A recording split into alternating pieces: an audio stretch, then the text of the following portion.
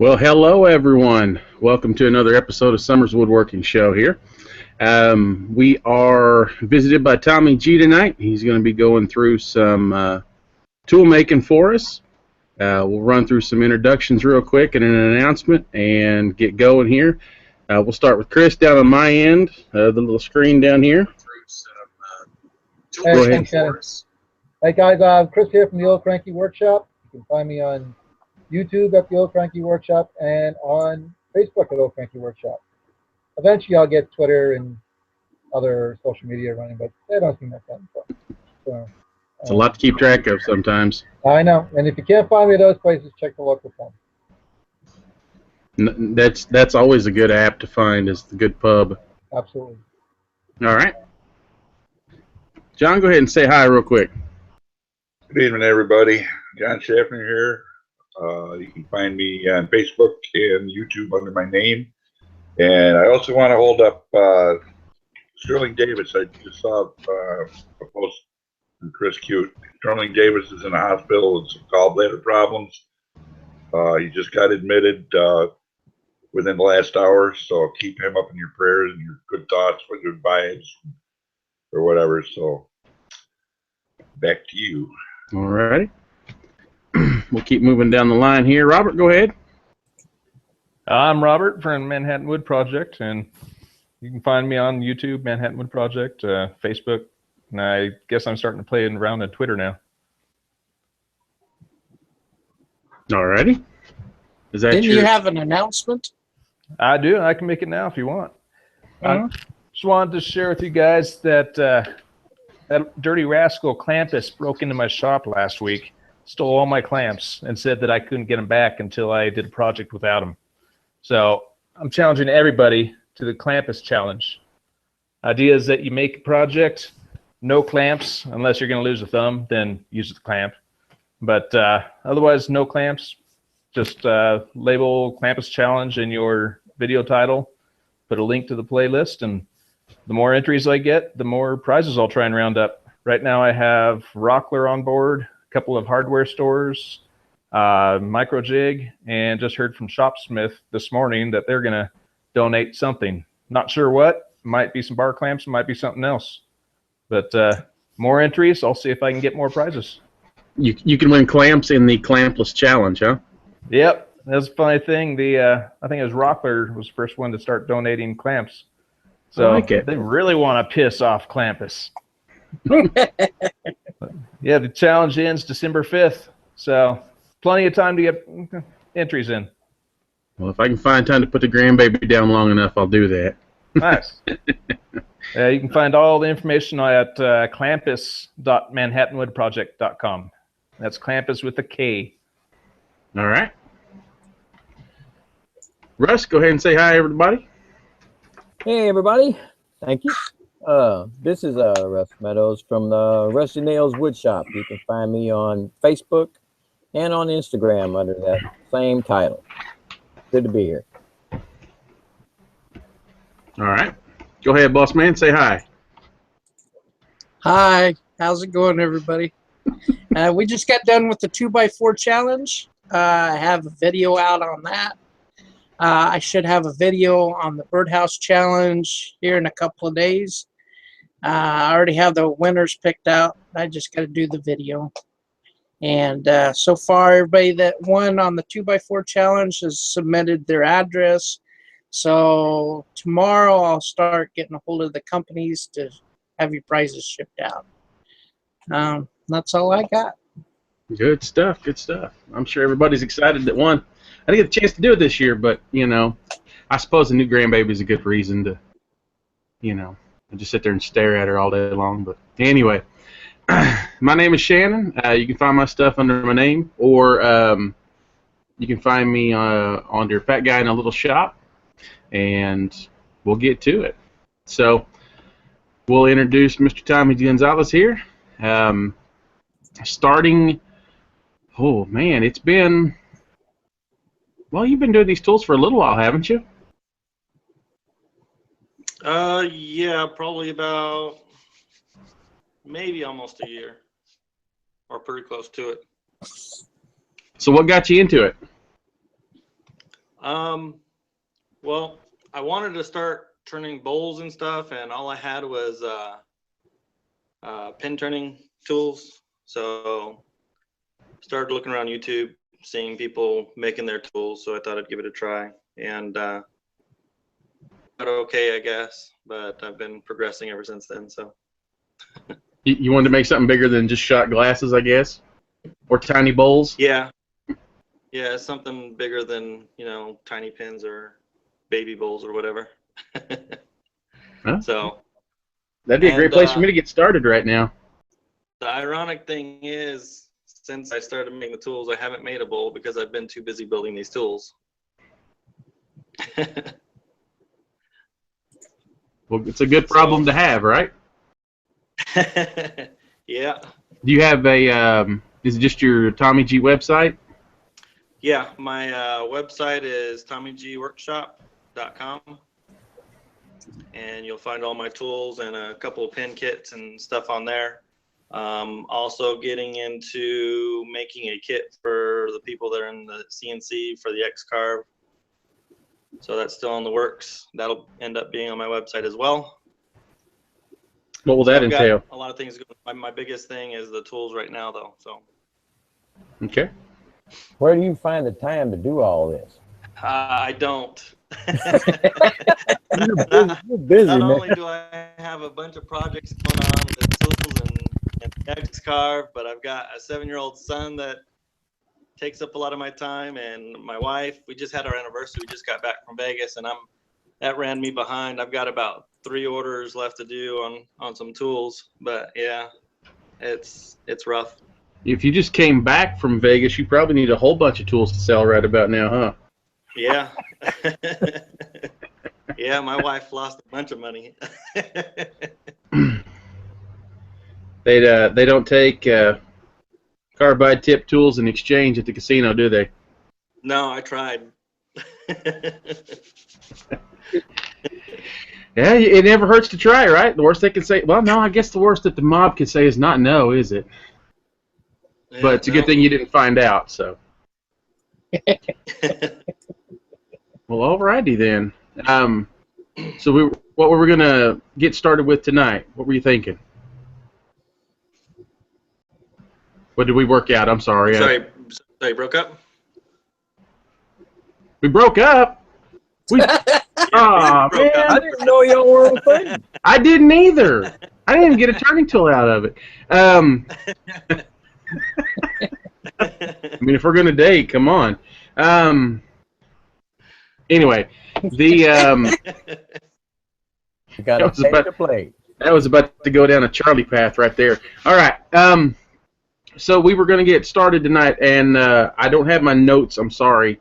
So where were we going to pick up with first thing this evening? All right, well, I guess I'll just show you the process of how I go through making the tools. And you'll have to excuse the mess. The shop is a disaster because I don't have time to clean. Aren't that what shops are supposed to look like? Yeah. So all the material I get right now are from Rockler. So it's, let's see. My wood like this, big, long pieces. Most of my tools are made out of walnut, and you get that from Rockler?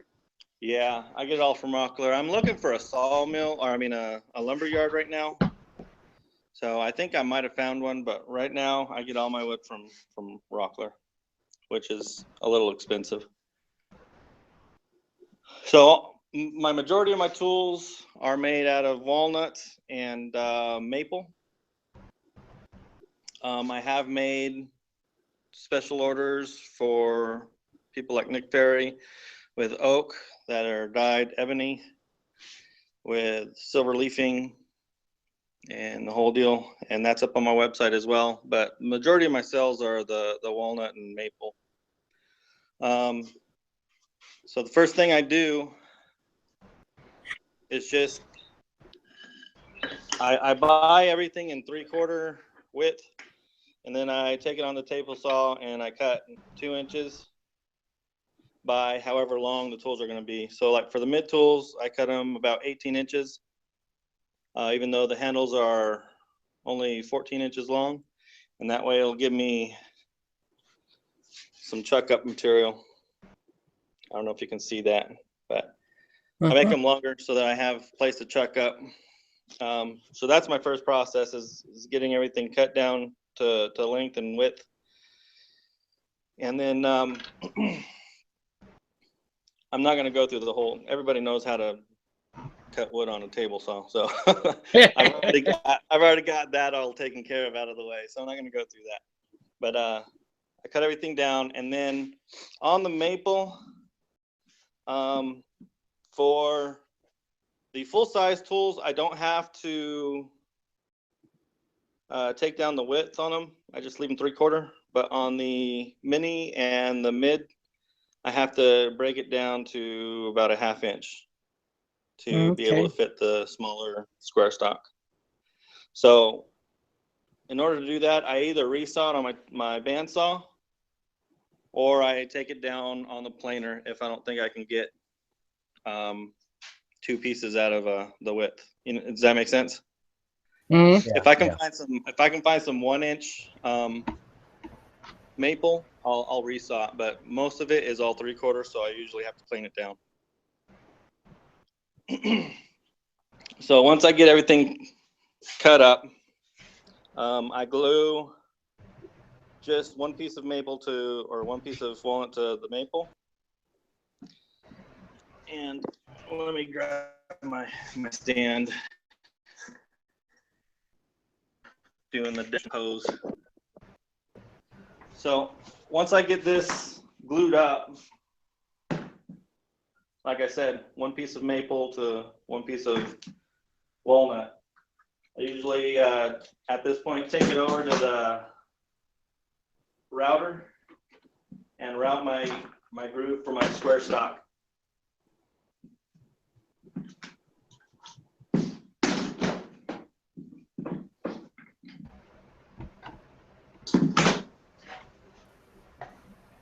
I'm starting to get clamp envy. I see all these clamps. Yeah, don't show Robert right now, though. That's too many clamps for Robert to be seeing. I still don't have enough clamps.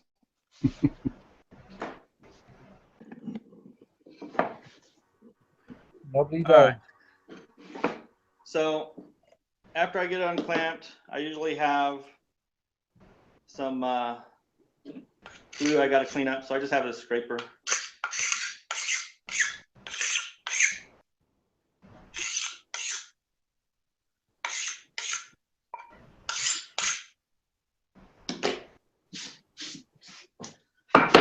And then normally what I do is I got to find center on my handle.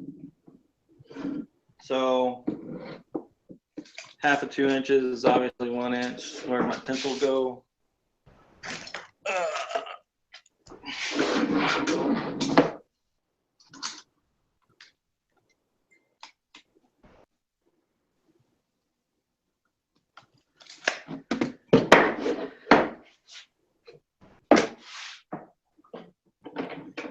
And then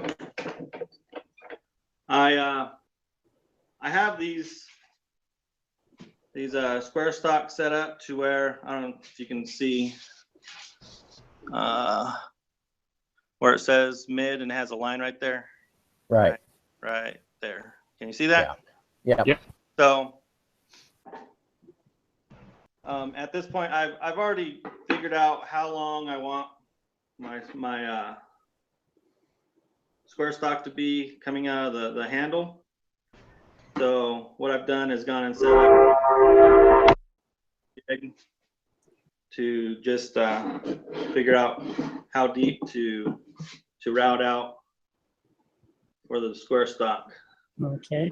So I just line up the line with the edge of the handle and then mark the end, and that's how deep I'm going to go.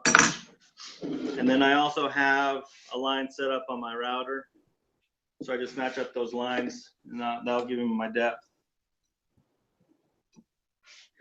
And then I usually take 2 passes on the router, so I'll go halfway, and then cut, and then do the rest. But I set it up all off of the square stock, so I know how long, how deep to take my cuts.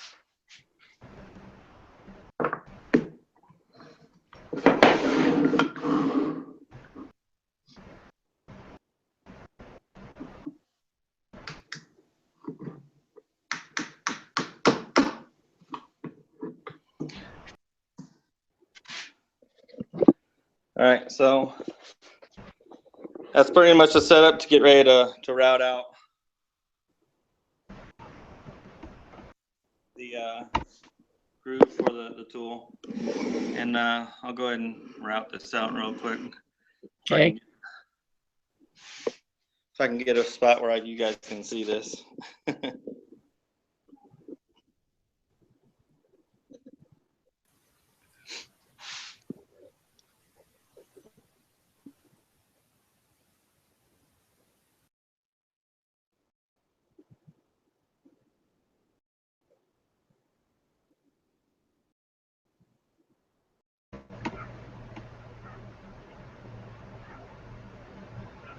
That is the quietest router I've ever heard. Me too. I know. I have router envy right about now. Must be Powermatic. That's the Whispo 2000 model right there.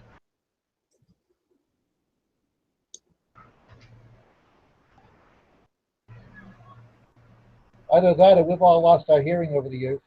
Huh? Either that or we've lost all our hearing over the years. Sorry, I couldn't resist that one. Oh, yeah, duh. We'll slow on the uptake tonight. Tonight? No, usually.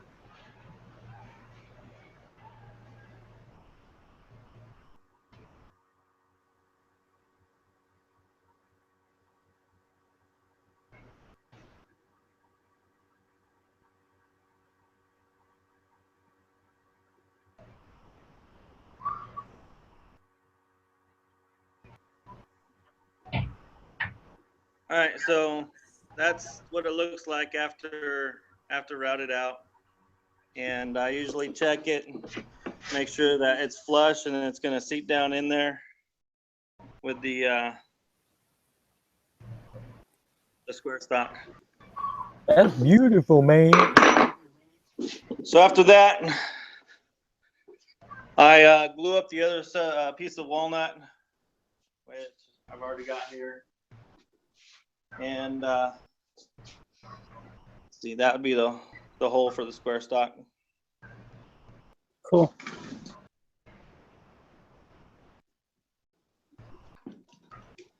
I figured you guys wouldn't want to sit around and wait for the glue up time, so. No. Although it would be funny if somebody tuned into the show.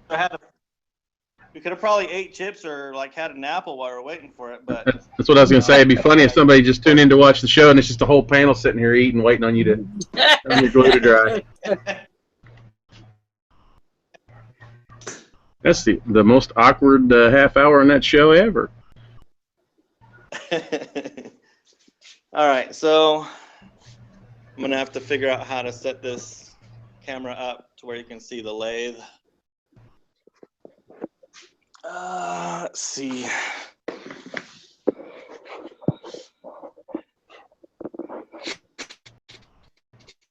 Maybe.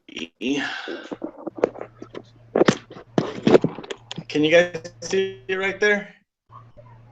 Yeah. Maybe. Well, So maybe. Bashir's was saying that he's got the same lathe you got. Same lathe too. So. Can you guys see it right there? No, all I see is black. Black. All right, give me 1 second.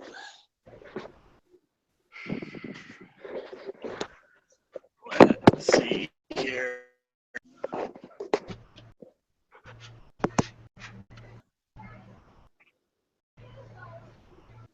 Yeah, it looks like something's in front of the lens.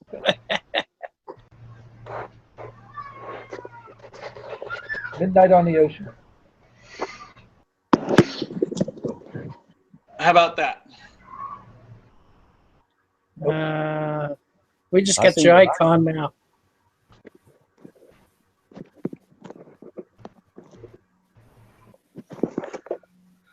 Give me 1 second.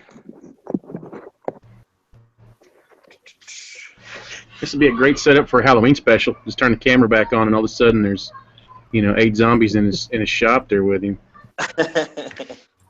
Everybody starts screaming, "Run, Tommy, run!" Assuming he's not a zombie. Or he starts attacking them with the lathe tools. Yeah, All right, that's a great advertisement right there. What's up, Tommy?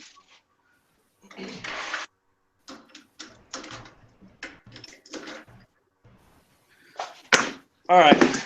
So basically, what I do is I use the square hole on my tailstock to put the tailstock right in there to line that up, and then I chuck. Hey, out, Tommy.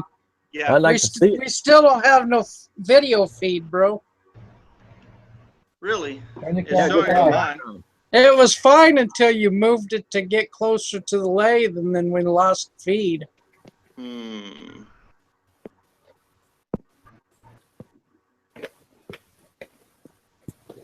Well, I hope you can give graphic detail. Can you see me now? No. No, Verizon. Son of a.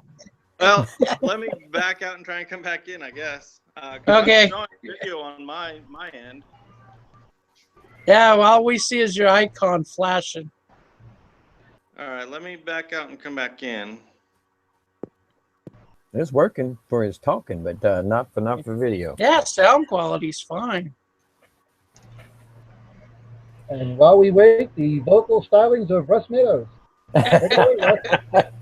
Now, if I could sing like your Irish singers you'd seem to like, I'd do it for you. But since I can't, I won't. Oh, well. I can only sing when Russ Clarity's here. That's singing?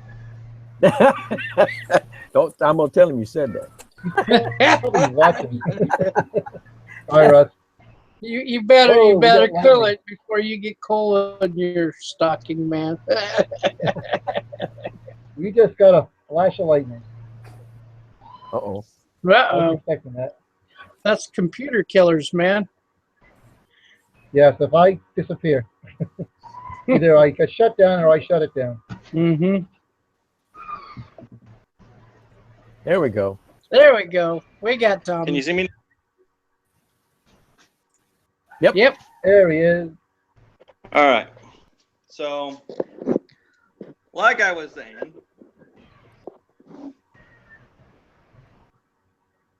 I usually use the square cutout for my tailstock and square it up like that, and then I put the back into my chuck. So,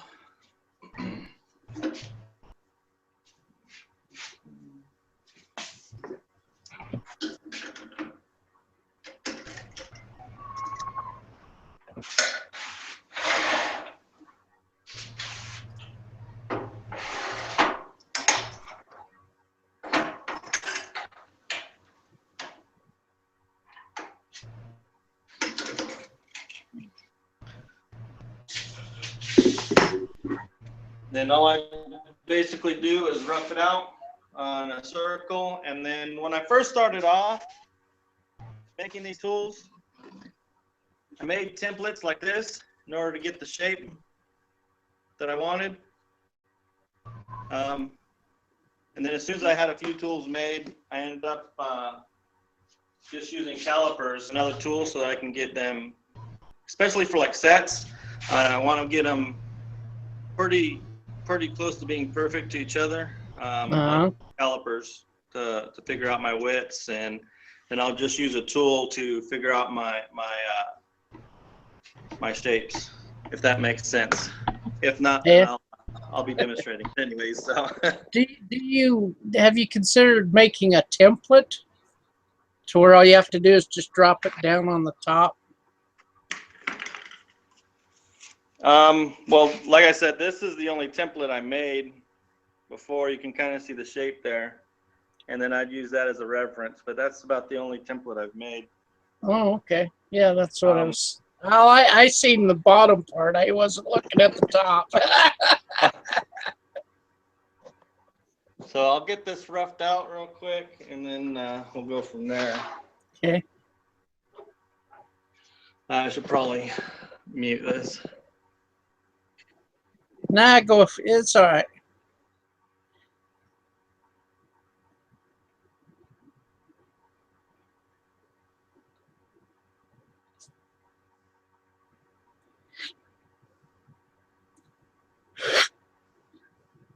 I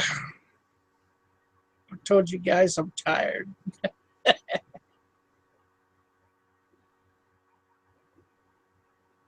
I'm with you, Brian. I've been lying in the bed most of the day. Yeah. I'm here for you.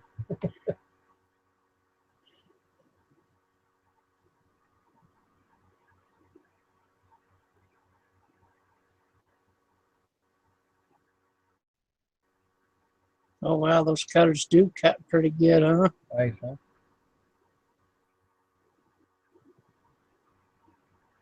Now I've got to check. I got to get some better tools. Yeah. Those look like they're nice.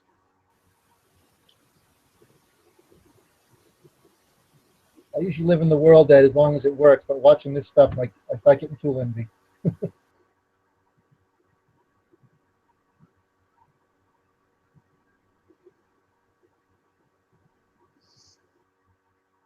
I think it's pretty cool that you can make your own tools. Yeah. Well, there was a time when they had to.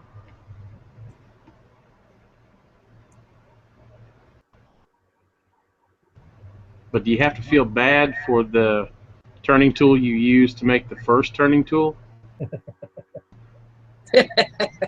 Yeah. Knowing that that was going to be the last time it got used? Yeah. Put it out go. faster or what? It's probably a rock. like training your replacement, you know? Instead of Toy done Story, that. we got Tool Story. You see all these other chisels going after the new one.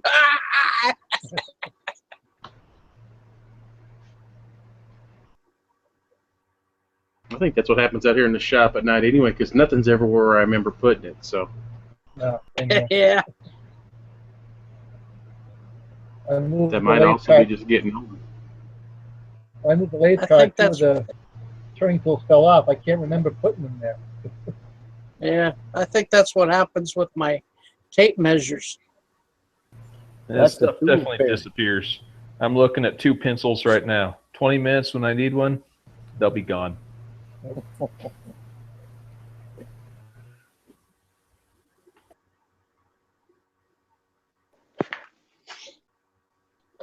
All right, so that's basically roughed out, and then what I do is I've bought a whole bunch of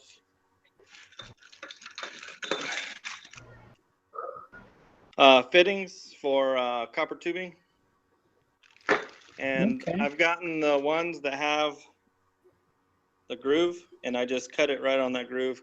Now I use my bandsaw because my bandsaw can cut metal or wood. I have a gearbox on the back of it that I can, let me see, there it is, that I can change gears, and I can cut metal on my bandsaw. So is it faster speed or slower speed? For metal, it's going to be slower speed to cut metal than it is for wood. Yeah, my bandsaw's got 2 different gears. So basically all I do is I hold it with a pair of pliers and cut it right in half. I'm sure you guys know how a bandsaw looks cutting, so I'll spare you. I don't know. I don't have one. So this, hold on. After the cut, it's rough, and then I just set on the outside to smooth out the end. So all I do, hopefully you guys can still see. Frozen right now. Frozen. Yeah. It's got you pictured with you just holding that end piece on. Looking up to God, like, please make it work. Oh, Father, blesseth thine brass tubing. But on the live video feed, we're showing your icon. Well, that's not good. Because it's hard to demonstrate something when I don't have video. I know.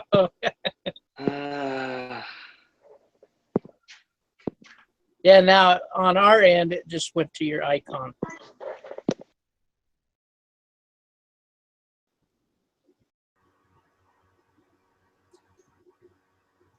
Back to you, Russ. Bring it away. Yeah, since he's our entertainment for tonight. I don't know why they want to hear me sing.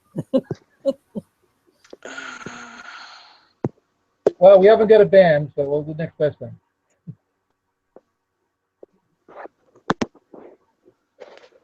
What do you need, Brian? I need a band on the side, so when it freezes up, the band can play. Yeah. At least a jukebox, you can push the button when it freezes up.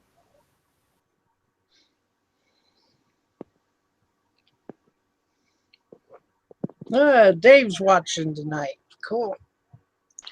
How many are over in the YouTube?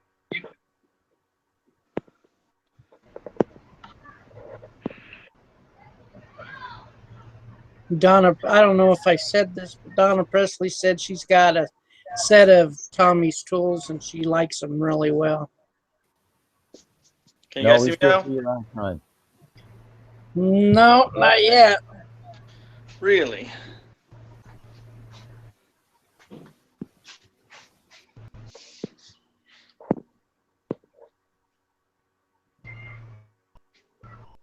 How about now? Nope. Oh, no. Might have to go out and come back in. Are you on your cell phone? Yeah, I don't have a wireless webcam, so yeah, I'm doing it on my cell phone. Yeah, so just go out and come back in. That's what happened last time. You picked it right up.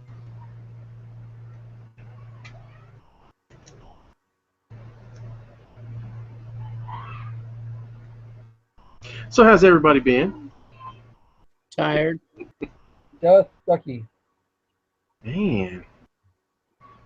I'm tired. Chris has got the flu, and there we go. We'll get through this eventually. All right. All right. Back to you, Tommy. So the next thing I do is lay everything out. I get my fitting and mark that.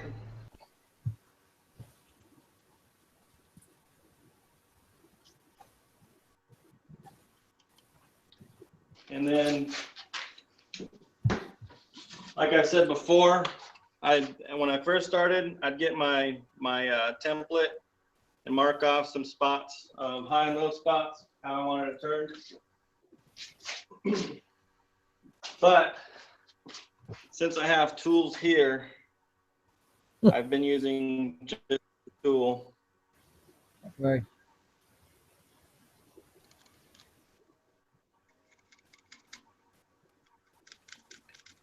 And the spots I'm marking is the highest spot on the front end, the lowest spot on the handle, and then every time I take, I don't know what you'd call that, but every time I get cut in,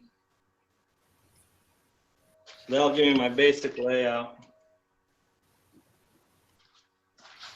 And then to get the width, I usually, if I have a tool available, which now I think I pretty much have every size, I'll just take my calipers and get the width. And then when I start turning it, I'll use the calipers.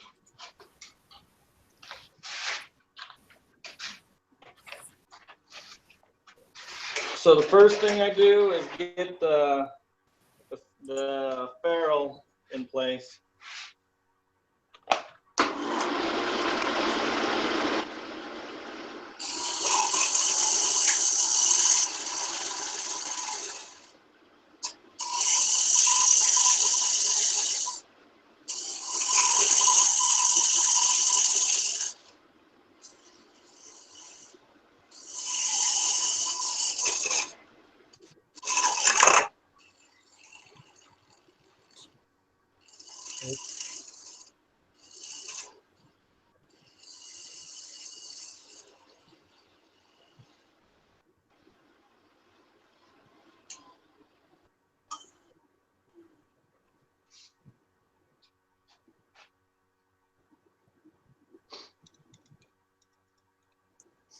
Hey, Dave, I sent you a link if you want to join in.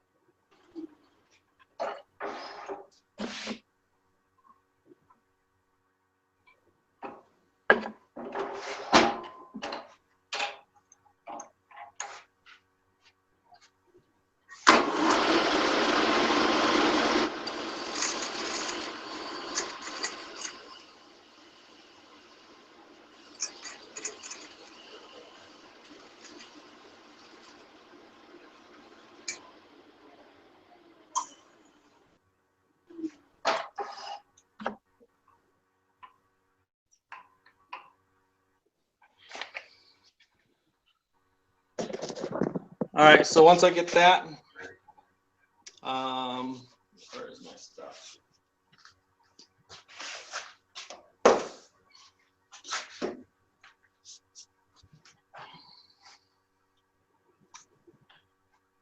Just glue the ferrule in place.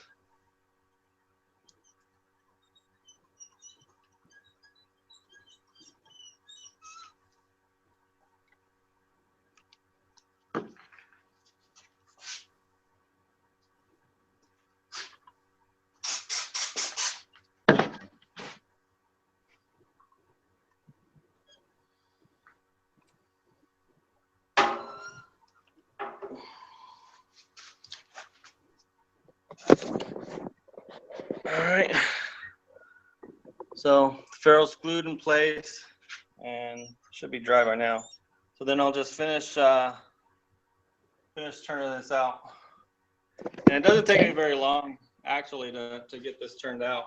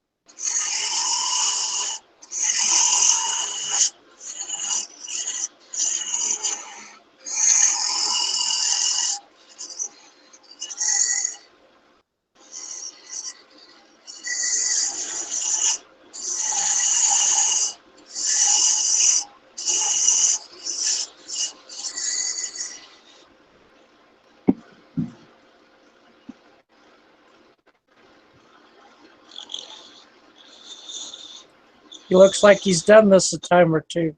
He's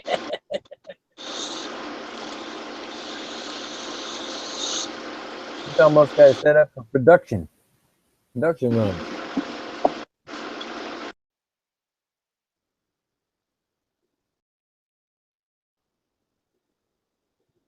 Uh-oh. Oops. Man, it's amazing what a sharp tool can do. I need to Yeah. learn how to sharpen mine. I think he's doing this on purpose so you don't see all his secrets. Camera goes off. He swaps piece out. Now it's a bigger, better piece. There you go.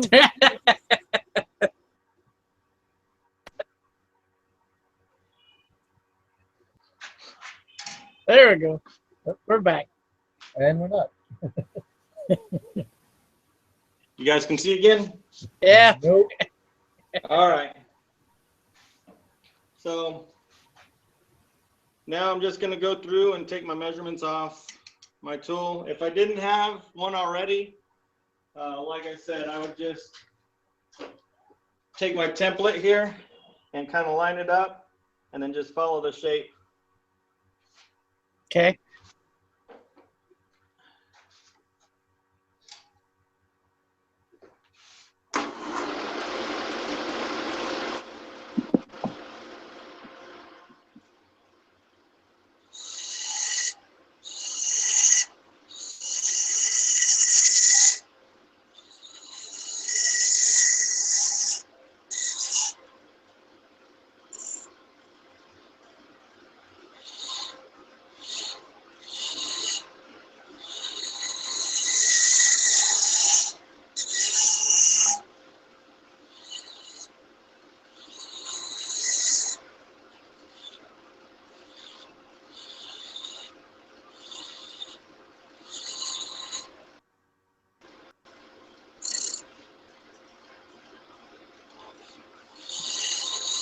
Precision.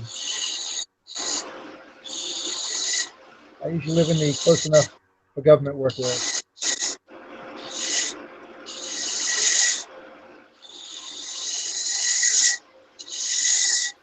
That's his OCD kicking in. Yep.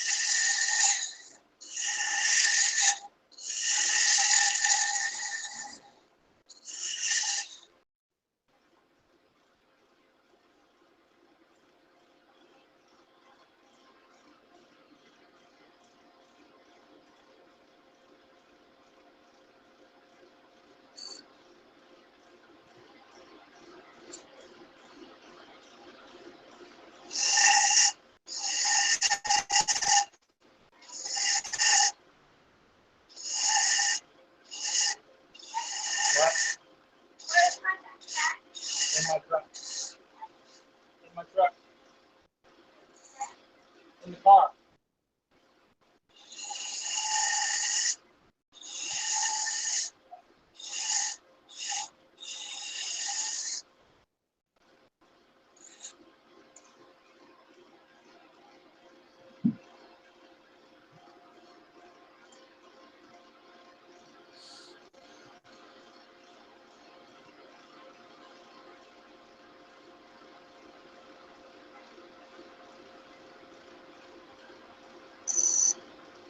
Hey, Brian, that thunder and lightning is getting a little too close for comfort. I'm going to pull the plug here.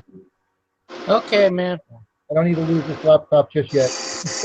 I understand. We'll talk to you tomorrow. Okay. I'll try to watch YouTube in the house.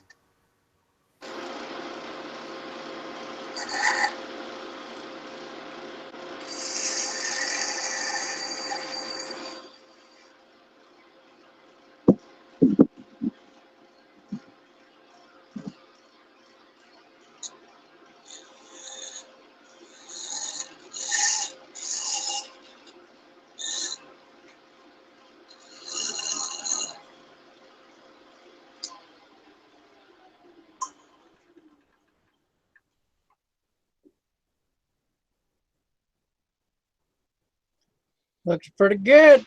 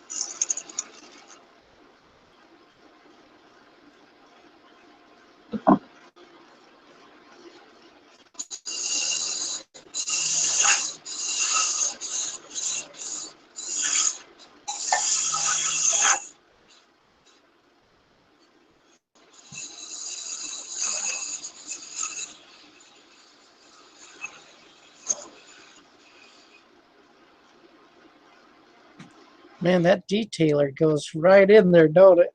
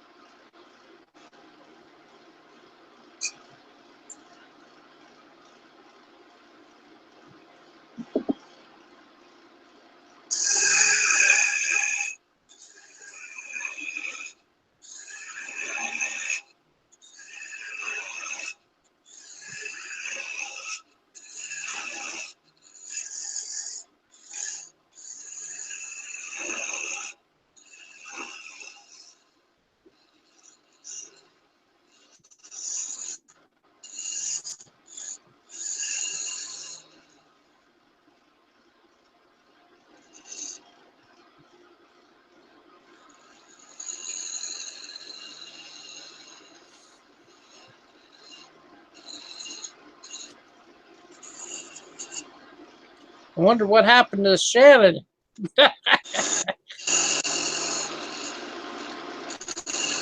Didn't even see he was gone.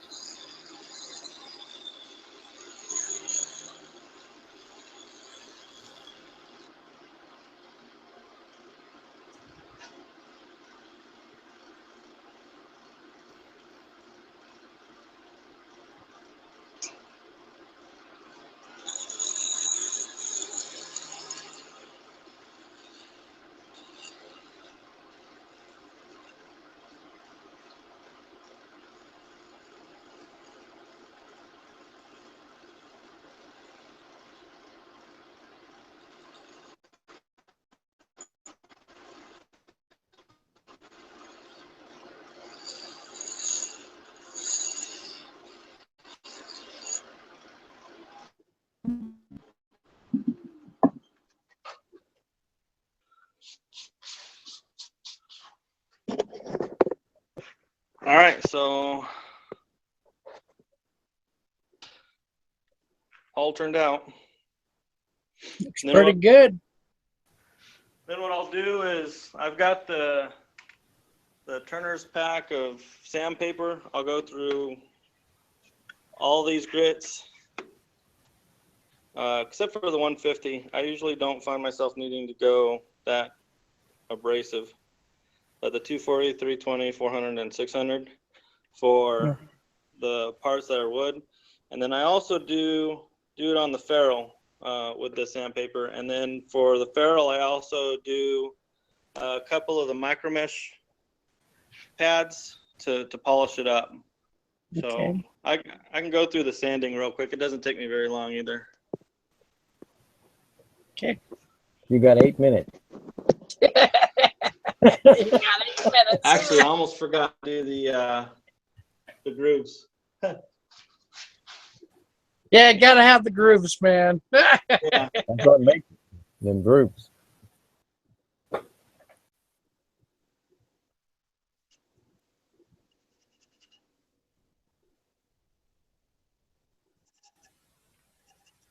I just got to ask, what kind of finish do you use on that? Is it an oil finish or what? That's just amazing. On the finish, I do 2 coats of the boiled linseed oil. And then I do, for protective, I do 2 to 3 coats of shellac.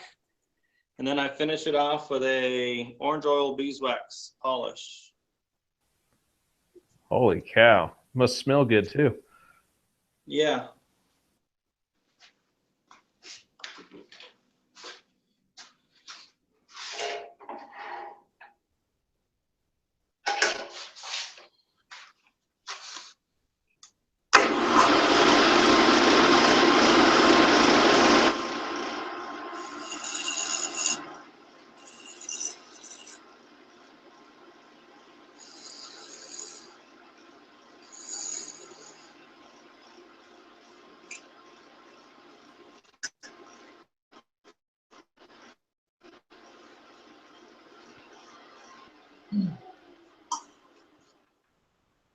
Then to burn in for the decorative, I just tied a piece of wire on 2 pieces of wood.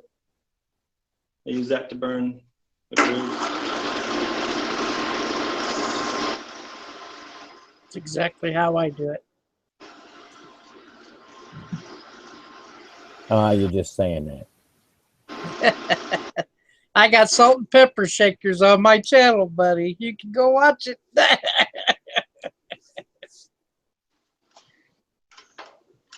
All right. So then all that's left to do is sand it up and polish it.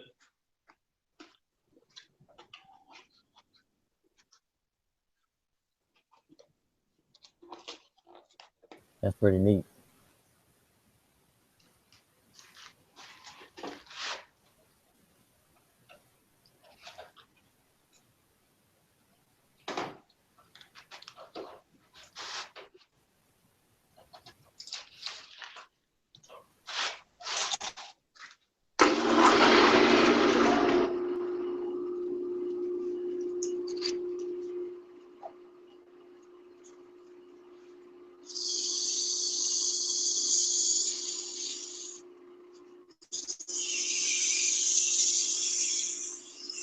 Well, I got to use the restroom, guys, so I'll leave you in charge, Russ. Oh, no. I'm not senior here.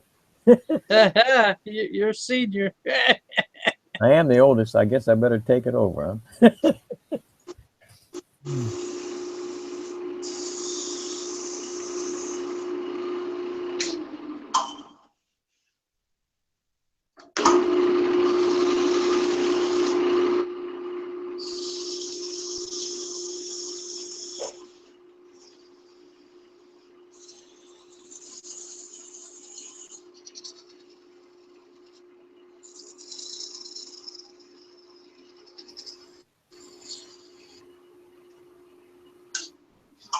What grid are you using right there?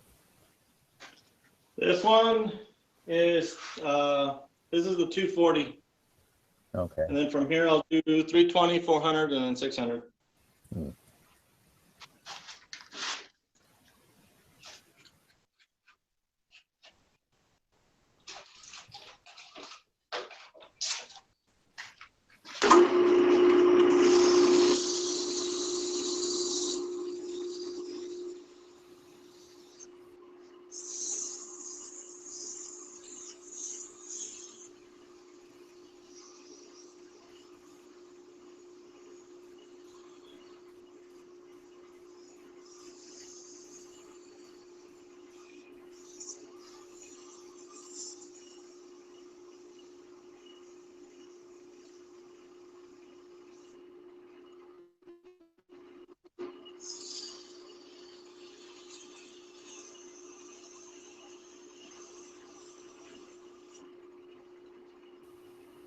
Now we're down to 2.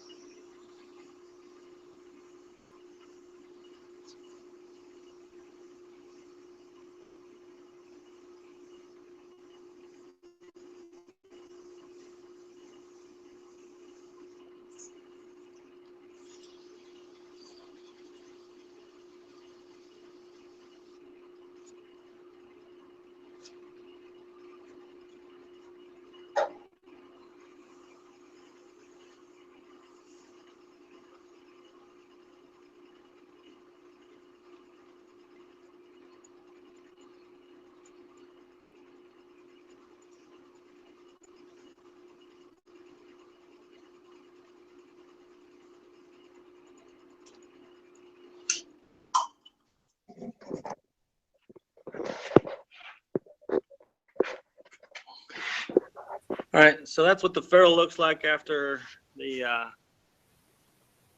micro mesh. And That looks good. It looks like gold. this is all sanded down. So next thing I do is just put some linseed oil on it, and then some shellac and the wax. I'll go ahead and put the linseed oil on it and let you guys see it, but I doubt you guys want to go through waiting for any dry time. No, thank you. Actually, there's a spot right here I'm going to need to fix too. Give me 1 second.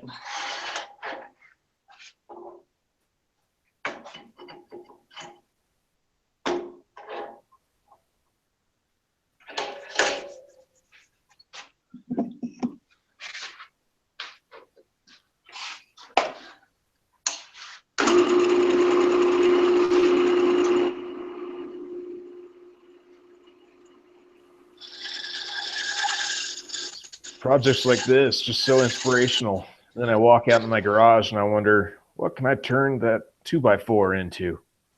Maybe I should get something other than pine and redwood. There you go. I'm thinking I could do this myself if I hadn't gave it away. Yeah. Then I see this, like, no, I can't do that. Well, I'm curious what he does with the square stock next, how he finishes that off. That's probably Yeah, going that's to be what his I trade was. secret, though. I wanted to see that too. That's when his camera's going to go back out.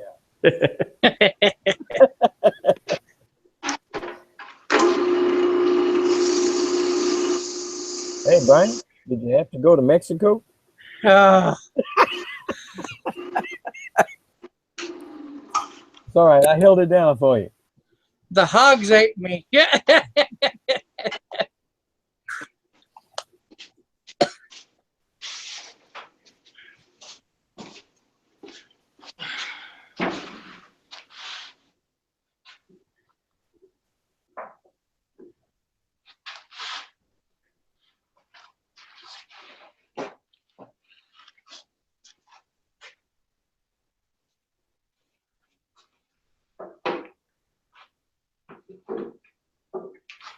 He's going to show us the linseed oil and probably call it a night.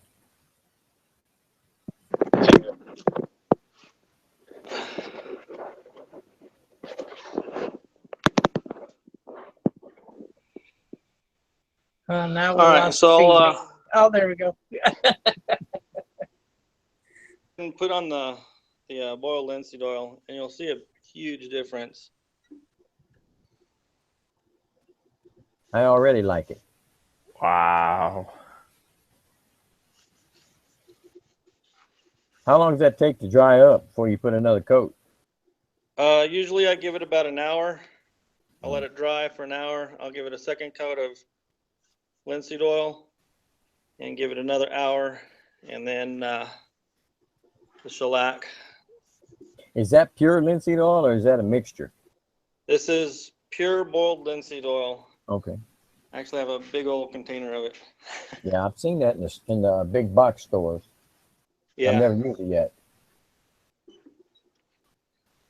I just make sure I get it all coated up, let it dry, and then use the shellac.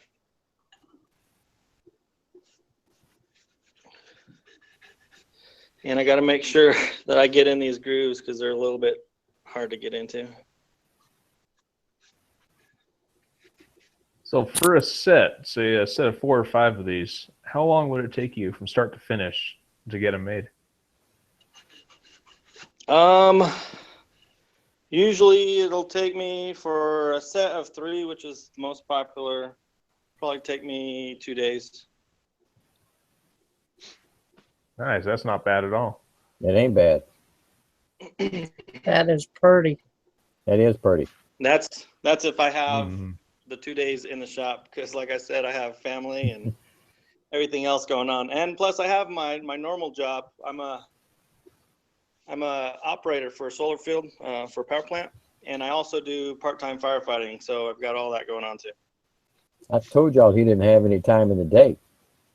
No, there's not any time that I'm not doing something.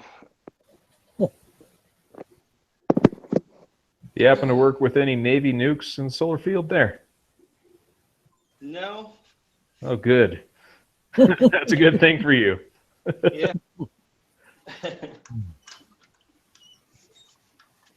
All right, so after I get this all finished up, I just go with I don't even know what I do with it now. I had a flush cut saw. I usually just stick in here and just saw this off. And then I do tips on the bottom. And then usually on the bottom, I just do 1 coat of boiled linseed oil and 1 coat of shellac and polish. Because bottom's not going to see a whole lot of anything. So that is the handle process.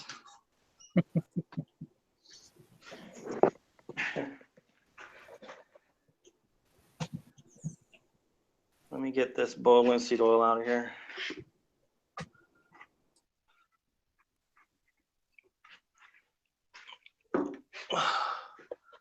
For the square stock, I usually just pick these up and have my the place where I get it, cut them to length. And then I have, hold on.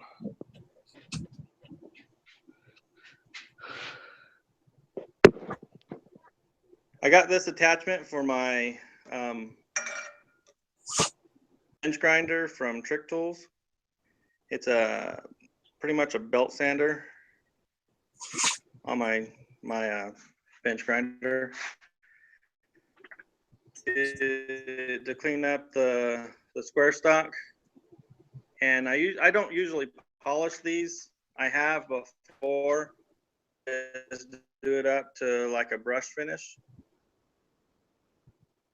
I've had requests to polish them, and I can polish them. It just takes real quick. Let me set up the camera.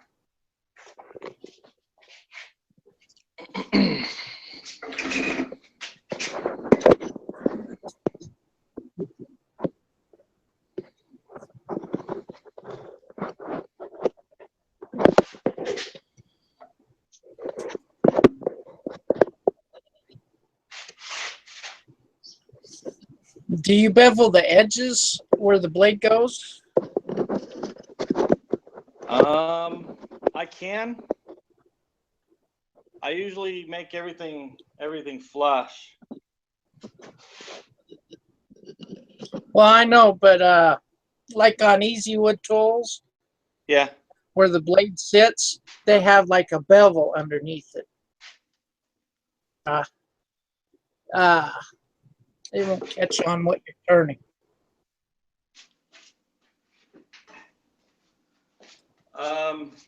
Are you talking up? Can you see that up here, or are you talking about the very end? At the very end.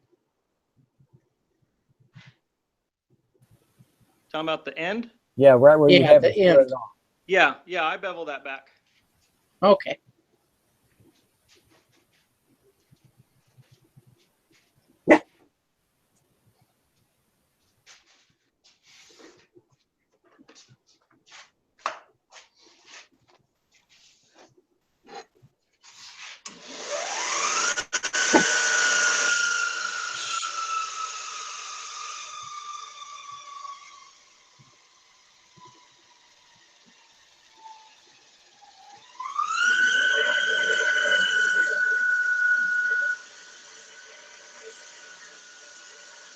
Heck yeah, man.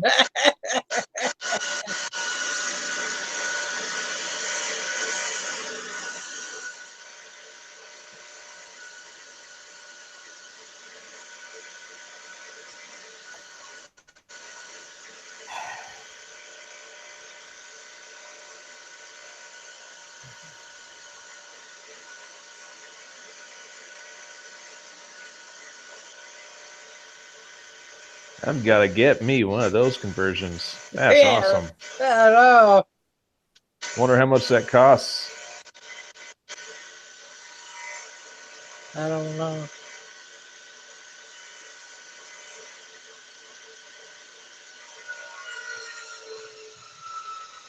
That wheel looks like an RC wheel, man. That's cool, Tommy. All right, so that's cleaned up, and I usually leave this back end rough. I don't know. My theory is it helped Adhere better. yeah, help it to adhere with the you know what I'm talking about. Mm-hmm. With the epoxy. What's that? I used two-part epoxy, and it's I use the Southwest system, or the West system, not Southwest, the West system epoxy.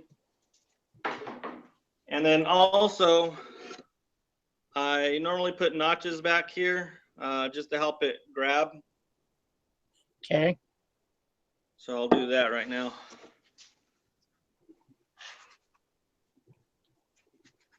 How much does that wheel thing that for your sander cost? How much is this? Yeah. Your whole attachment thing. I think it was $160. I think that's That's pretty cool. That tire looks like a tire on an RC car. Yeah.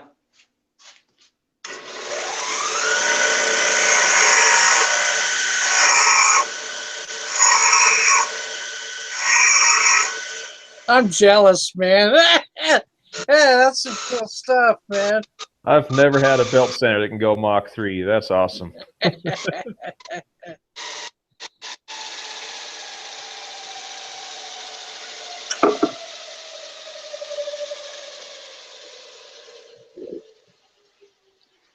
All right.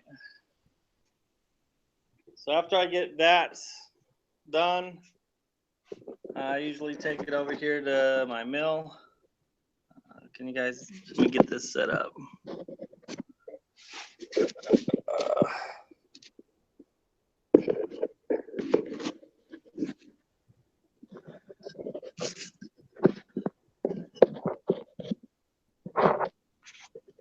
Hold on.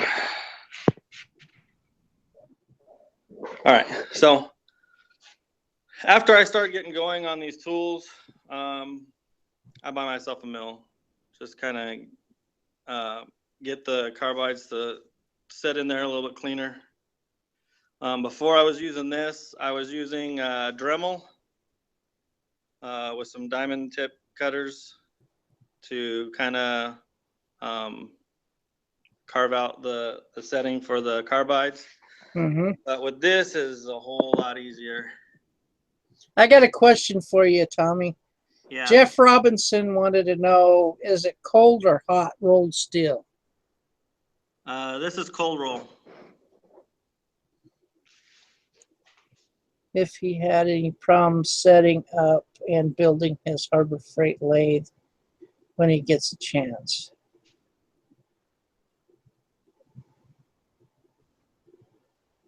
I didn't have no problem setting up my lathe. Have you, Tommy? No, I haven't had a problem setting it up. I mean, it only comes in 2 pieces. Well, I guess it comes in more pieces. You have to build the stand, but Yeah, that's all pretty much I remember is building the stand and sliding on the tailstock yeah, you just slide on the tail and plugging it in.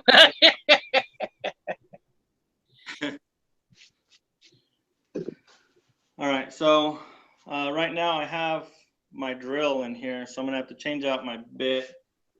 And on this, all it is you have your drawbar, which is the small end, Mm-hmm. bar, which is the large end.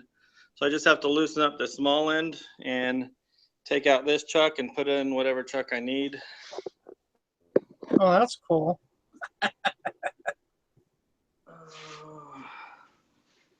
Let's see. Nah, that's not too hard there, Jim. Basically, if you could do it by yourself, but I suggest getting another helper of yours to help lift the other end, because the end where the motor is and the headstock, that's a heavy end. But yeah, I'd just get another helper. But first you want to build your stand and then set it on top of your stand.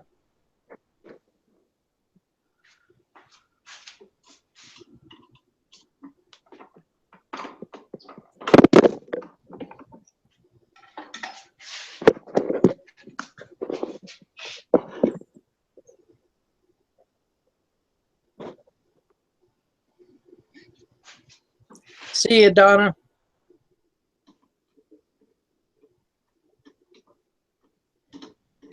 Thanks, Donna. Tommy, Donna says she loves your tools. Thank you very much.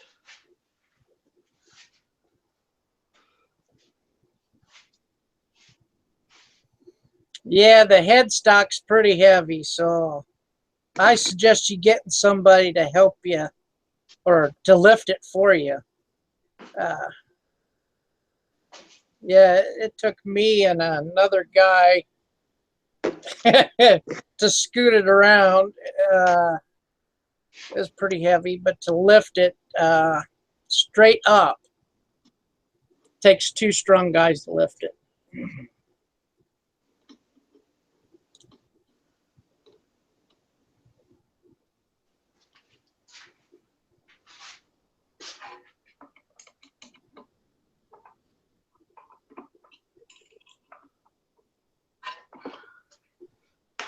Yep. Good free labor there, Jim. He was saying he's got a 22-year-old still at home, good free labor.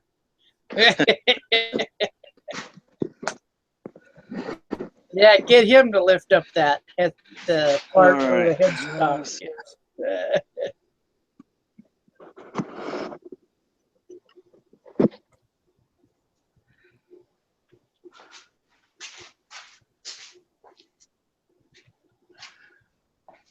All right, so the collets are all-right collets on the mill. Like I said, the drawbar, I just loosen that up. It drops out. Put whatever one I need in there, and then just a set of end mills is all I have, pretty much. Oh, okay. So on this one, I'm going to do one of the easier inserts to do, which is the flat square. So pretty much all I do is take it down square to where this will fit in.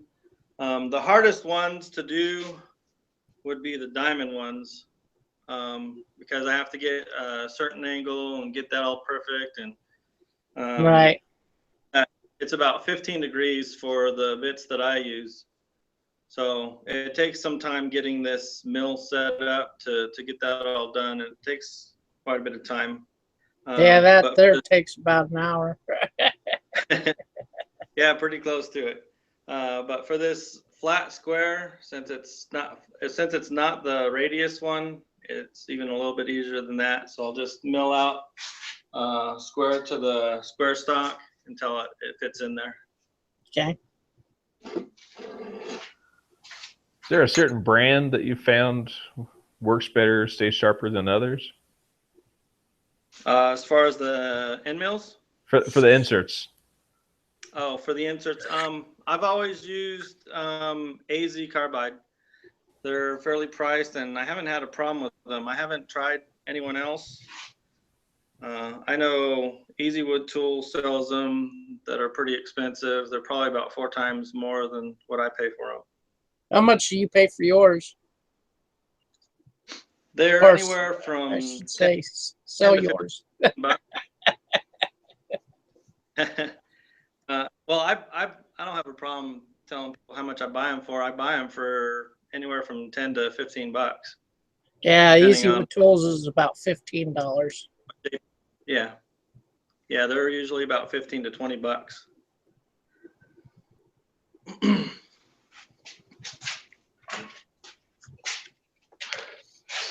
All right, so before I get this,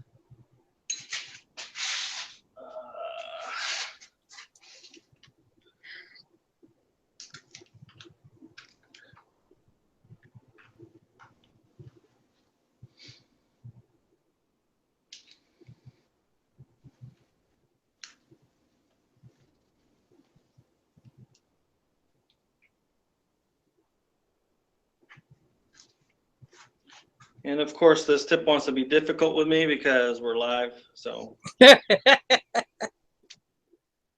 it's gonna happen, it's gonna happen live. all right, so when I go to mill this out, I usually set my carbide up here, draw my line, so I have a reference line, and I'll mill it out.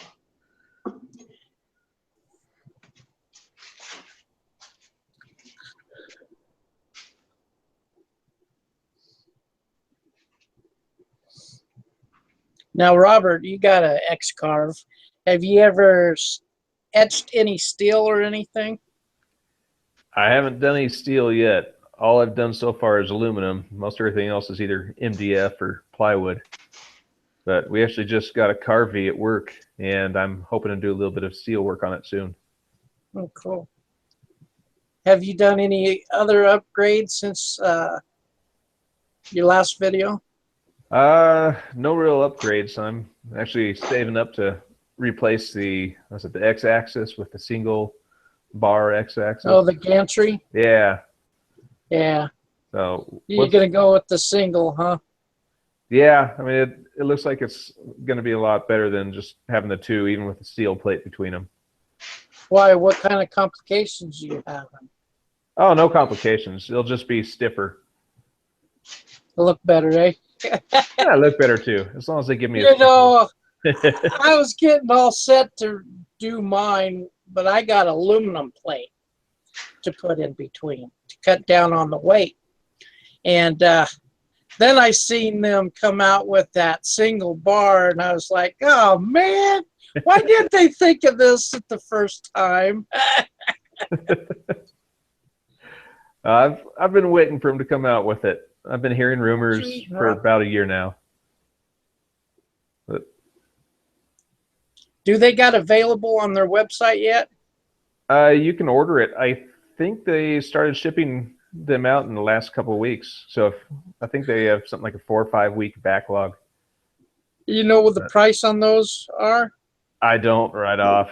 I can look it up, but yeah, look it up real quick if you don't mind. Yeah, I'm no kind of problem. curious.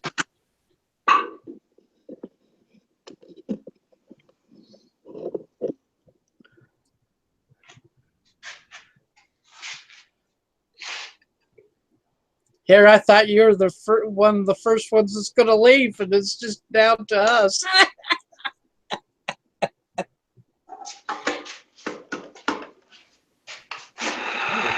I was glad I haven't been called into work yet.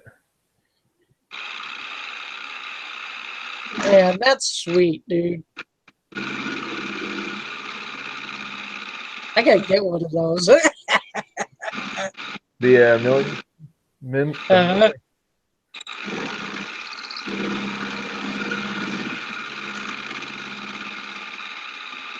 Yeah, I get to play this one at work occasionally, and it's always fun.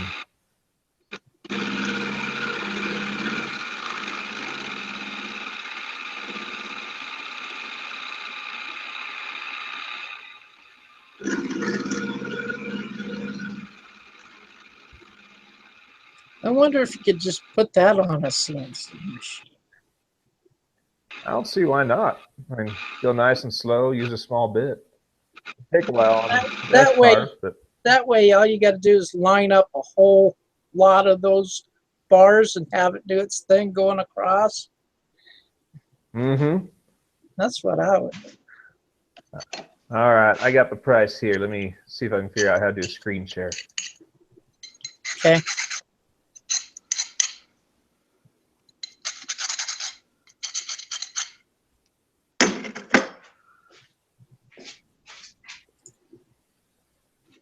All right, you see the prices here?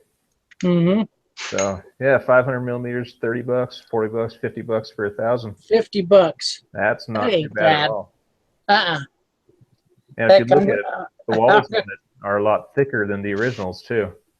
Oh wow. And the originals are maybe 1/8 inch. These look like they're maybe 3/16. Yeah. Wow. Yeah, I definitely want to buy one.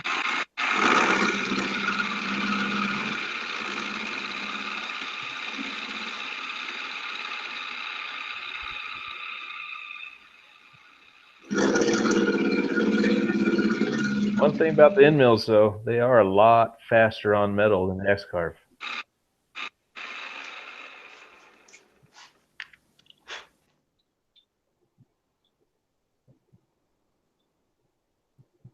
Oh, really, Jim? That's pretty cool. He says Inventables is pretty close to him. Oh, nice. You should stop in and see if you can get a tour. Yeah, man.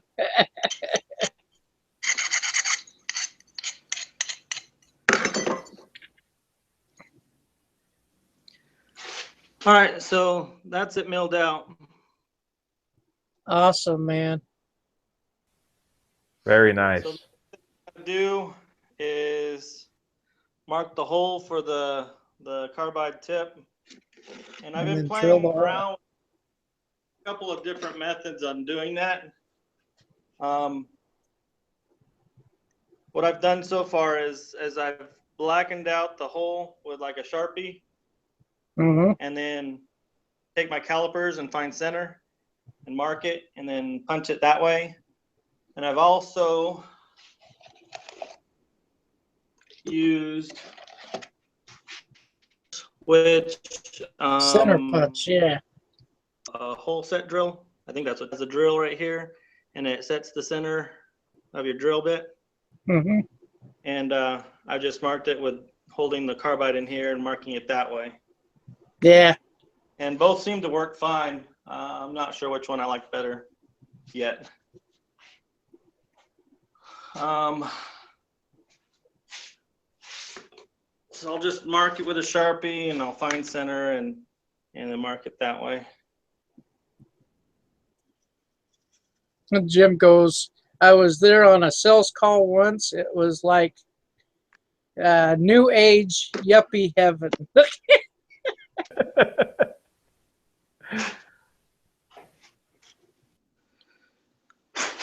All right, so to find center, I just take a measurement of the whole thing and then divide it in half, obviously. Okay.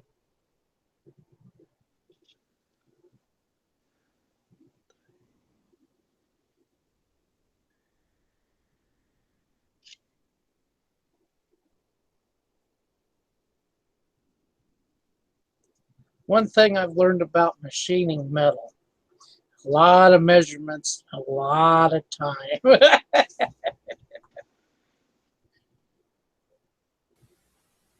Those splinters don't play as well with you as wood does. Yeah. And then I'll just mark it with the calipers. And what I do is I mark it from both sides. I'll put one of the ends on one side and then on the ends and mark them both ways. That way I can really find the center. Okay. That sounds like a winner to me. And then I'll just take my punch a hole where I have my mark, and then we'll drill that out. Okay.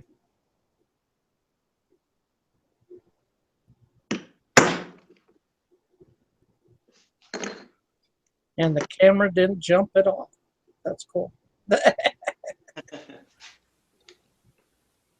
Kind of curious what stand you have your camera on. That's just leaning or what? Yeah, it's leaning. You got some... My actual stand for my phone broke this morning. So I kind of just took a block of wood, cut a groove in it, and threw it on there. Nice. That works like for me. just to get through today. Definitely good enough for the girls I go out with. This is the one that I use. I made that for this Sterling Davis pallet challenge. My whole intentions were to make a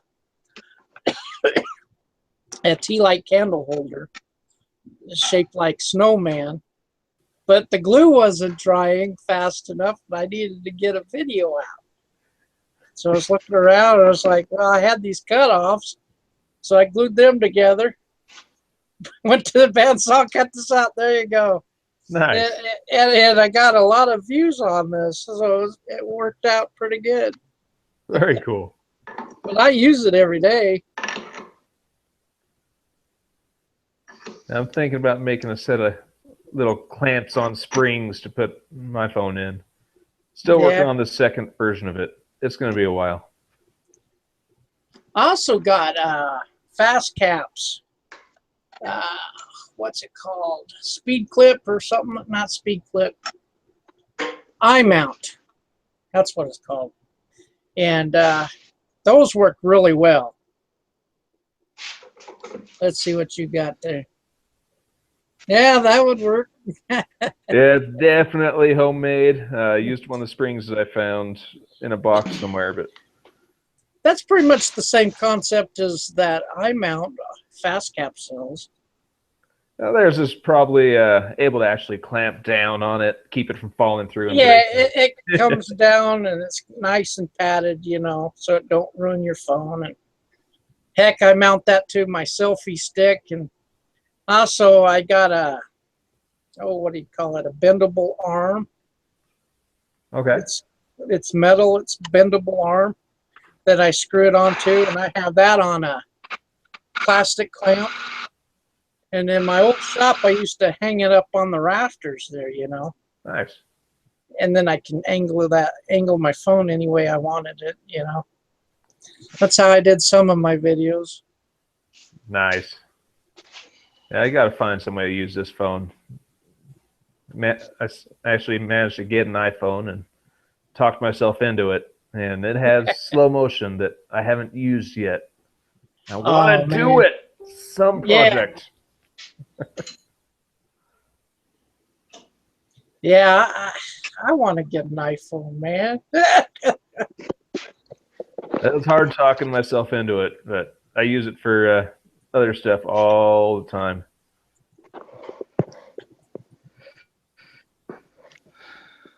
All right, so I got the hole drilled out already. Then what I have to do is I kind of have to countersink it for the machine screw for the tip.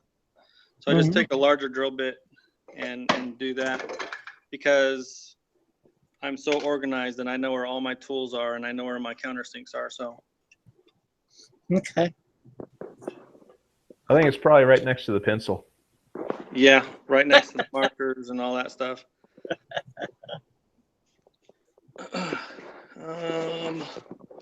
Let's see.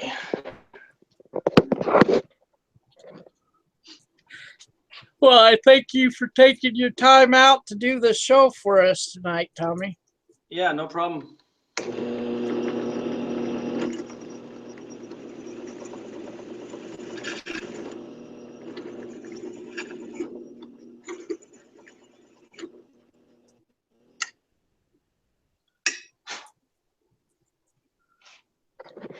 And now we're down to 9 viewers.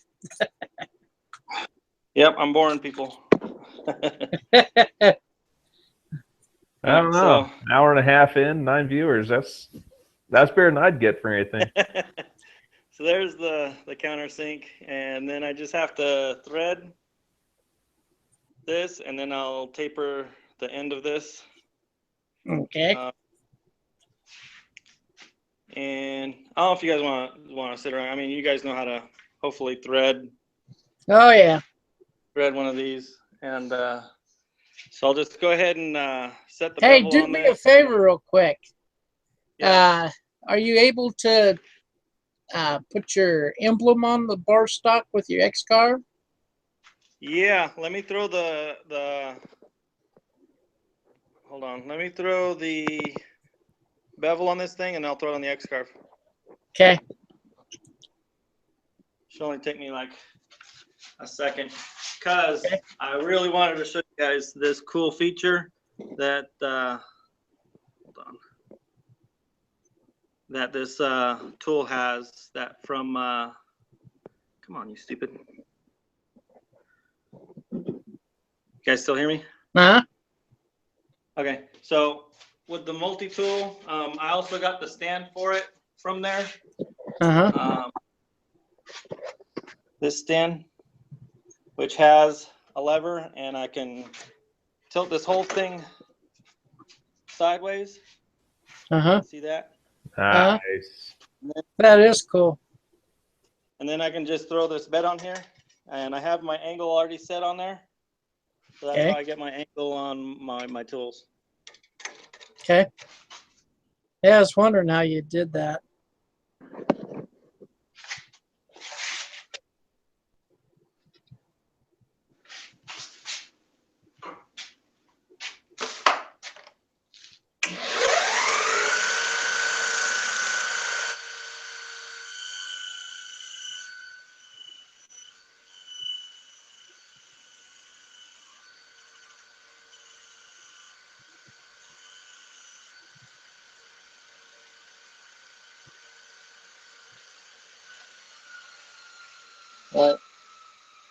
Yeah, that did pretty good, man.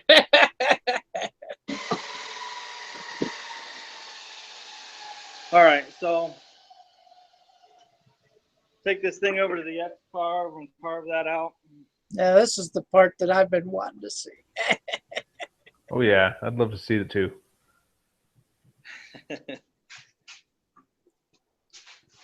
Yeah, I don't know if you ever seen my lead screw conversion that I did. Yeah, I seen it.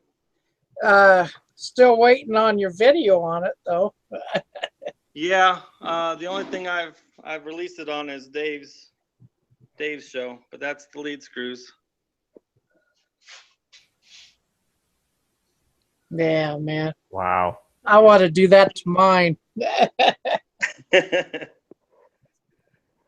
All right. So let me get this all set up. Man, look at the travel on that thing. If you think you got enough Z on that? That's crazy. I'm actually going to cut this down to right about here. Okay. Yeah. It's a little bit too much for me.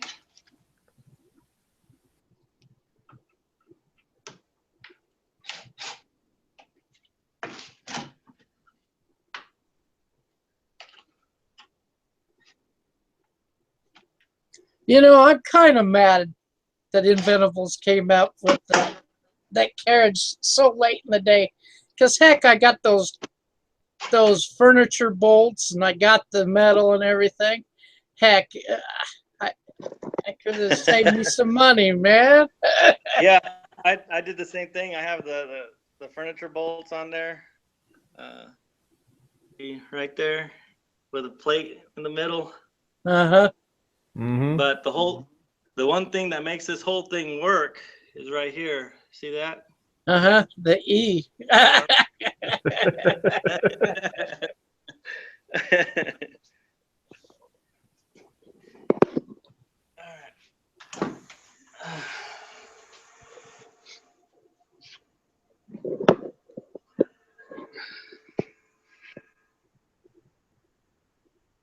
All right, so I just turned on my driver.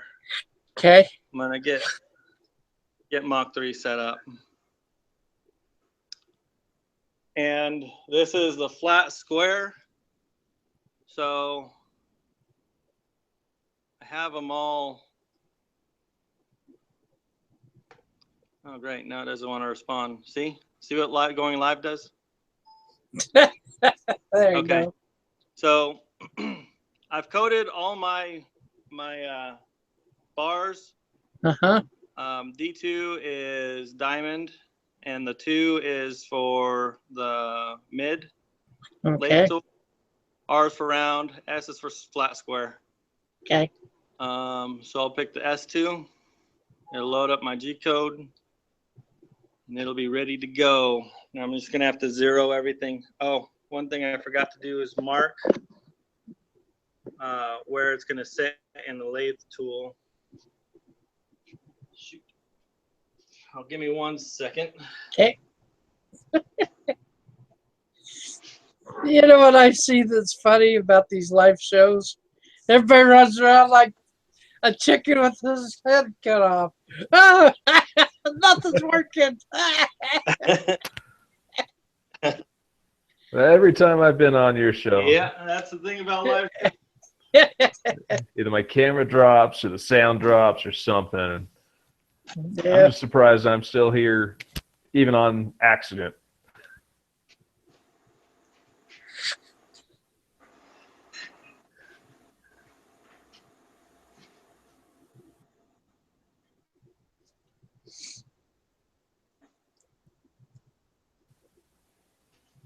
So how much hate mail do you get talking about how you're not doing real woodworking if you use a CNC? Oh man, I haven't used mine in almost a year. So I don't get too much hate mail, but I mean, when I was using it, this ain't real woodworking, blah blah blah. Yeah, it's Yeah, almost I've got as those. politics and religion. I'm So like, what I've done is I went back over to my lathe and stuck this actually in the handle that this is gonna go to. Stuck okay, it all the way in and marked where it comes out. okay, That way I can start my emblem on the outside so that when I stick it in the handle, the emblem doesn't sink inside. Yeah. I've done it. Before. Oh yeah.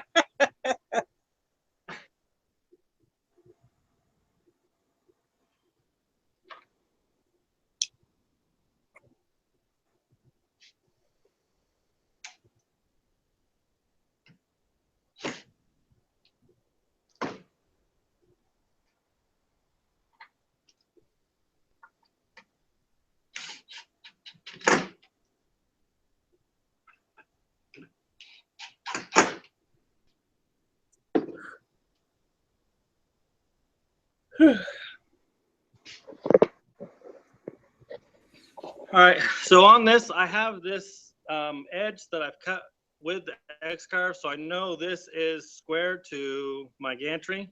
Okay. I line my bar up right on the edge of that, and then just use 2 clamps to hold it down, and so we'll get this thing started. Okay. Let me see if I can get a good angle on this. Or I guess I could just hold it as soon as I get it started. Okay.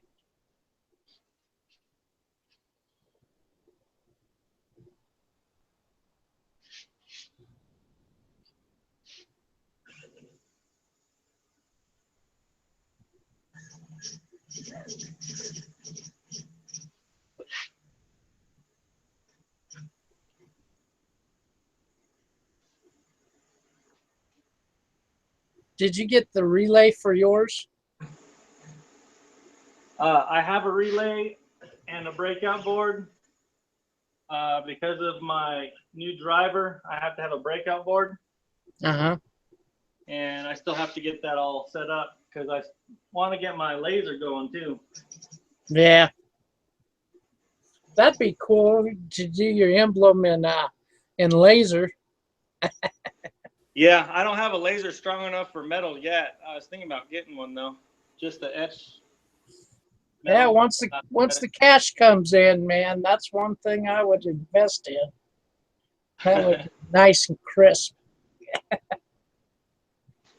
All right, so I'm gonna get this thing started here. Okay.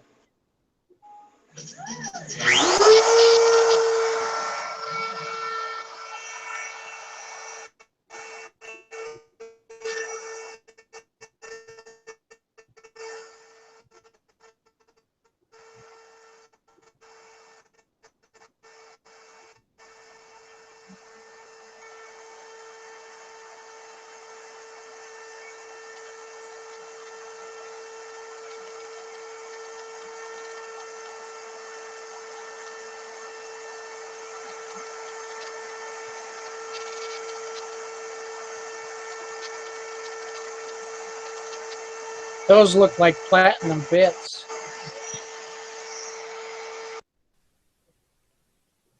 I don't know what they are, but I can't tell if it's a V bit or if it's just a small fishtail bit. It tapers. And maybe a taper ball nose. I don't know. We'll have to ask them, but I could sit here and watch this stuff all day long.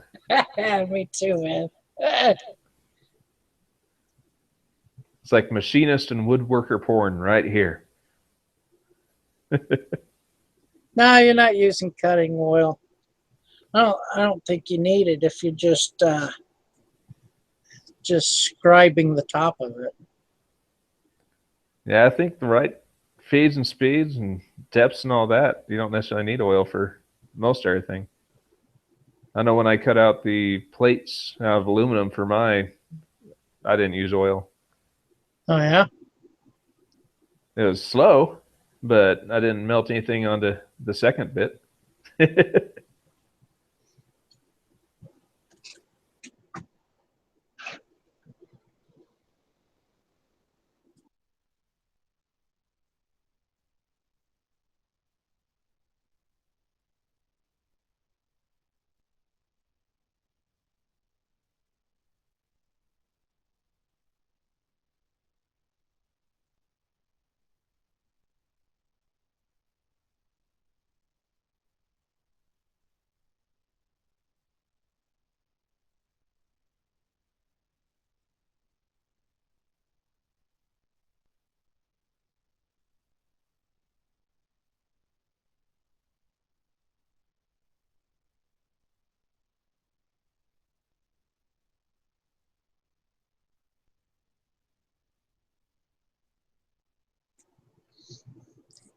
Wife's in there telling me, dinner's ready an hour ago. Yeah, my wife will be doing the same thing, but she has my daughter and 2 of her friends up at a middle school dance. Oh, yeah? Probably better for me to be watching this than sitting there thinking that my little girl's dancing with boys. That ain't gonna happen. Man, that is hauling through it. Yeah, it is. I gotta get some of those bits. Watch them cost like $100 a bit. I'm like, ugh.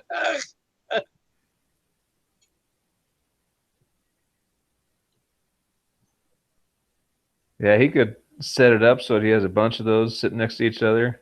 Carve the pocket in the end. Do the carving the numbers all at the same time. Man.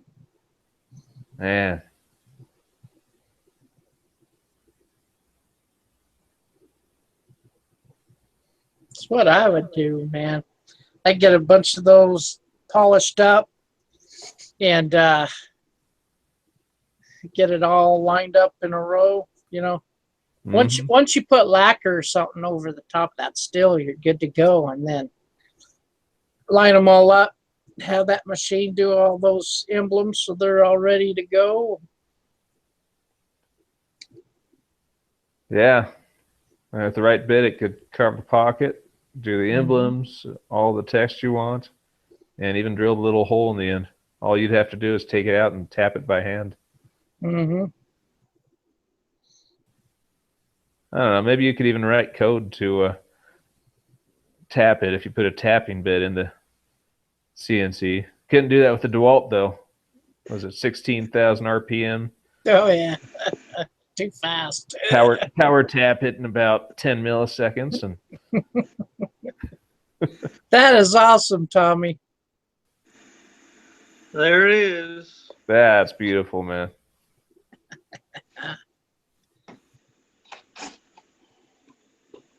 I remember the feeling I had when I first got my X-Carve running, man. I was like, cool. It's alive. I have a whole notebook. Yeah, when you get the lead screw conversion, you'll be twice as happy. Yeah. I have a notebook full of projects that I'm going to do with it. And the guys that I know already got rid of theirs because it's a learning curve or whatnot, you know. Heck, man, I'm not giving up mine for nobody. The only way I get rid of that is if I get something built a lot better. Yeah. To replace it. Man. All right, so I mean, this would be threaded already. You could put your insert in here, and that'd be ready to go. And then just glue it in, epoxy in the end, and slide this in, and that's ready to go. Yeah, buddy boy. Wow. She looks pretty. Oh man. Yeah, here's a finished one. Same thing. It's got the insert. Nice. Focus. Let me get it to focus here. Yeah, so that's the whole process pretty much right there. The majority of the time is just glue up time, finishing. Putting your finishing, yeah. Yeah. Very little sanding though. That's probably my favorite part.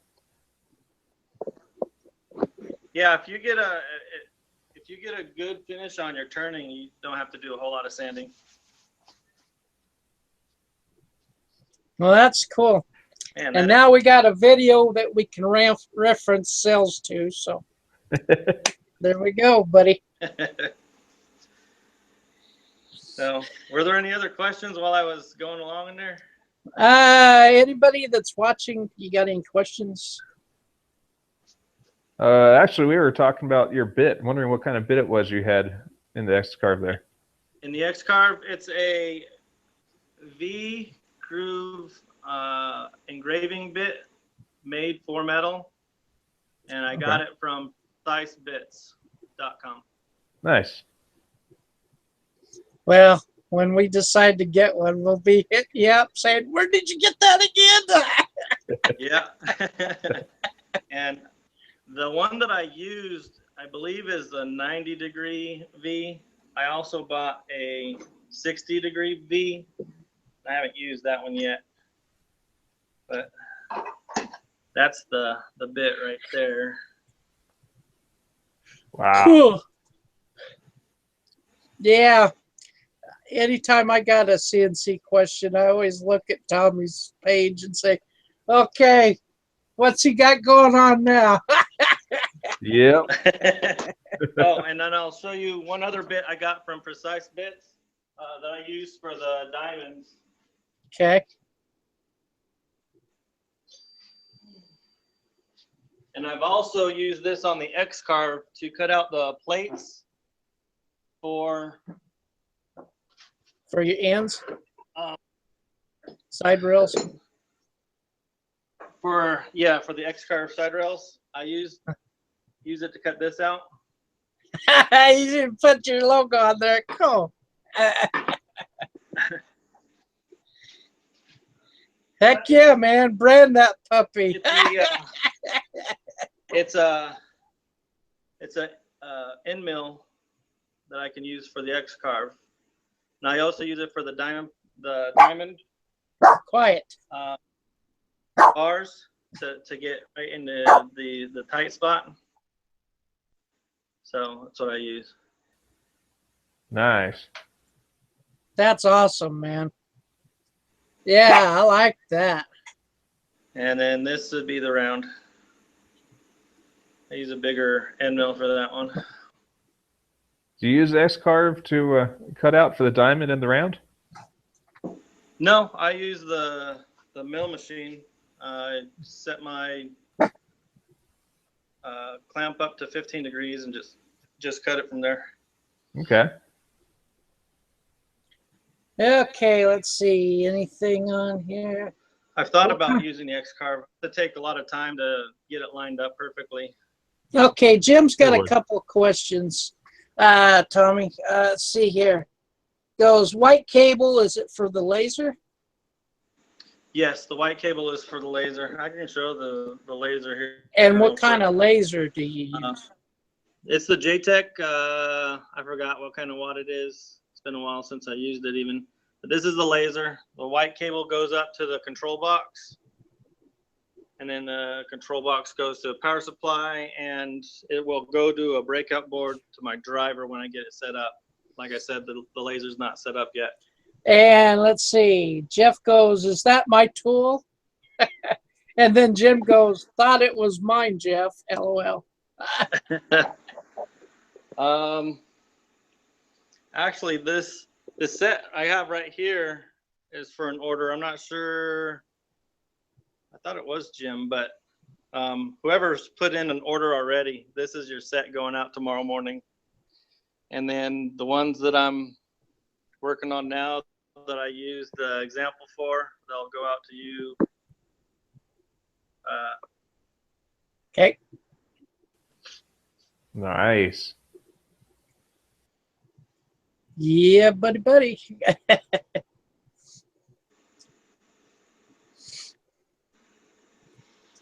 Let's see. I think that's all.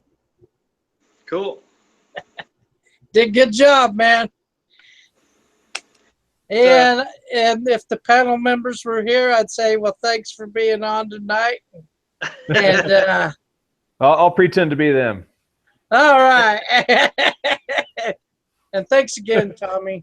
I really appreciate you doing a show for us tonight. And everybody that watches the show, I want to thank you for participating and drumming up some questions so it makes the show go a lot smoother. I don't know what we're going to be doing next week, but I'll keep you posted on Facebook. Talk to you later. Good night.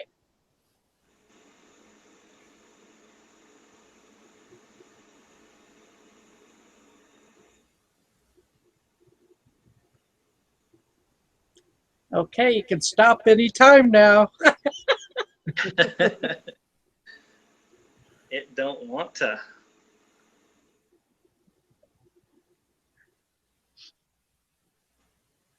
I guess he'll just leave the call then.